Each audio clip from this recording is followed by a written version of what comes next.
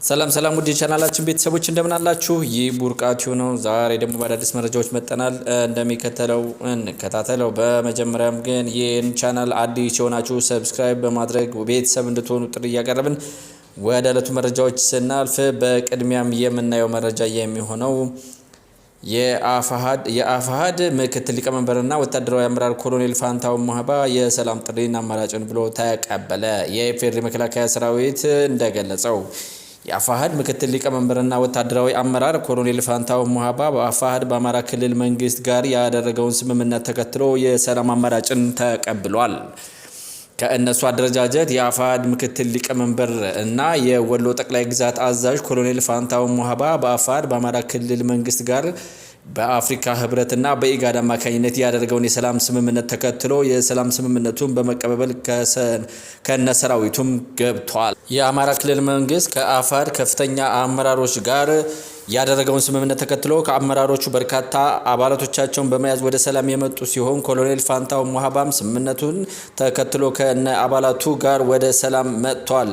በበርካታ የአማራ ክልል አካባቢዎች የሚገኙ የአፋሃድ አመራሮች እና ታጣቂዎች የሰላም ስምምነቱ ተገቢና ትክክለኛ መሆኑን በመገንዘብ ለመከላከያ ሰራዊት እጅ እየሰጡም ይገኛሉ። በአማራ ክልል ክልላዊ መንግስት እና በአማራ ፋኖ ህዝባዊ ድርጅት አፋሃድ መካከል የተደረገው ስምምነት ለአማራ ክልል ርዕሰ መስተዳድር አቶ አረጋ ከበደ እና የአማራ ፋኖ ህዝባዊ ድርጅትን በአፋሃድ በመወከል ካፒቴን ማስረሻ ሰጤ መፈራረማቸውም የሚታወስ ነው።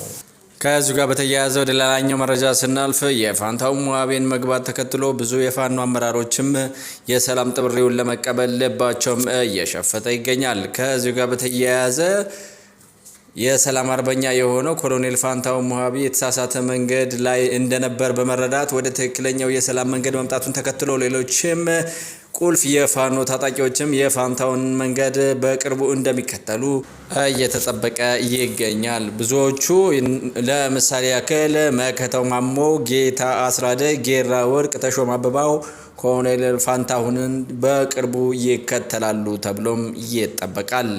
ወደ ሌላኛው መረጃ ስናልፍ የአሜሪካው ፕሬዝዳንት ዶናልድ ትራምፕ ራሳቸውን የቬንዙዌላ ጊዜያዊ ፕሬዝዳንት አድርገው ሰየሙ። ብዙዎችን ያስቆጣም ብዙዎችን ያስገረመም እንዲሁም ብዙዎችንም እያሳቀም የሚገኝ የዶናልድ ትራምፕ የውሳኔ ጉዳይ የቀድሞው ወይም ተመራጩ የአሜሪካ ፕሬዝዳንት ዶናልድ ትራምፕ በራሳቸው የማህበራዊ ትስስር ገጽ ትሩዝ ሶሻል በተሰኘው ገጻቸው ላይ የቬንዙዌላ ጊዜያዊ መሪ አድርገው የራሳቸውን እንደሾሙ የሚያሳይ ምስል መለጠፋቸውን በዓለም አቀፍ ዲፕሎማሲያዊ ላይ ትልቅ መነጋገሪያ ሆኗል። ይህንም ተከትሎ የዋሽንግተን መግለጫም እንዳሳየው ከሆነ ይህ የትራምፕ እርምጃ ዋሽንግተን በቬንዙዌላ ፖለቲካ ላይ ያላትን ትልቅ ጣልቃ ገብነት በግልጽ የሚያሳይም ነው ተብሏል። አሜሪካ ከሳምንታት በፊት በኒኮላስ ማዱሮ አስተዳደር ላይ ወታደራዊ ዘመቻ ማካሄዷ የሚታወስ ሲሆን አሁን ደግሞ የላቲን አሜሪካን የነዳጅ ፖለቲካ በቀጥታ ለመቆጣጠር ፍላጎትም እንዳላት የሚያሳይ ነው እየተባለ ይገኛል።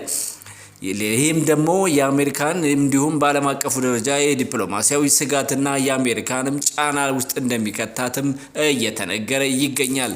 ይህ የዶናልድ ትራምፕ ተግባርም በብዙዎች ዘንድም ግርምትን ፈጥሯል። የፖለቲካም ይዘትም ከባድ ነገር እንደሚፈጥርም እየተተቸ ይገኛል። ወደ ሌላኛው መረጃ ስናልፍ የሀገራችን የቁርጥ ቀን ልጅ የሆነው የኢፌዴሪ መከላከያ ሰራዊት ባሳየው የማይበገር ሕግን የማስከበር ዘመቻ ጽንፈኛው የፋኖ ቡድን ክፉኛም እየተንኮታኮተ ይገኛል። በአሻራ ሚዲያ የጥፋት ፕሮፓጋንዳ ሲነዛ የነበረው ኤልያስ ደባሱን ጨምሮ ከ80 በላይ የቡድኑ አባላት ለጀግናው መከላከያ ሰራዊት እጃቸውን በሰላም ሰጥተዋል። ሰራዊታችን በተለያዩ የጦር ግንባሮች በሚወስደው የበላይነት የጽንፈኛውን አባላት እየደመሰሰም ይገኛል። ከሰራዊቱ ከባድ ምት የተረፉ ታጣቂዎችም አባላትም በቡድን በመሆን ለመከላከያ ሰራዊት እጅ መስጠታቸውንም ቀጥለዋል።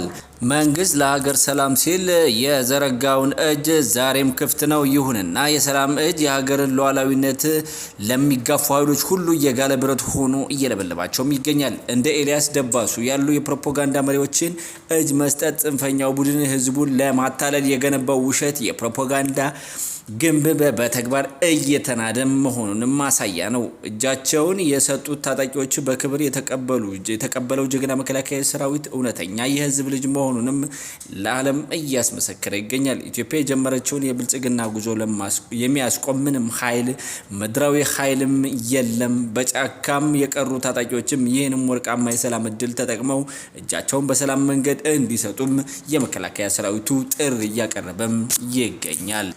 ውድ ቻናላችን ቤተሰቦች ለአሁኑ የያዝናቸው መረጃዎች እነዚህን ይመስላሉ። በሌላ መረጃ እስክንገናኝ ደግሞ በያላችሁበት ቸር ቆዩልኝ። ሀገራችን ሰላም ያድርግልን። ይህ ቡርቃ ቲዩብ ነው። ሰብስክራይብ ማድረጋችሁ እንዳትረሱ። በያላችሁበት ቸር ቆዩልኝ።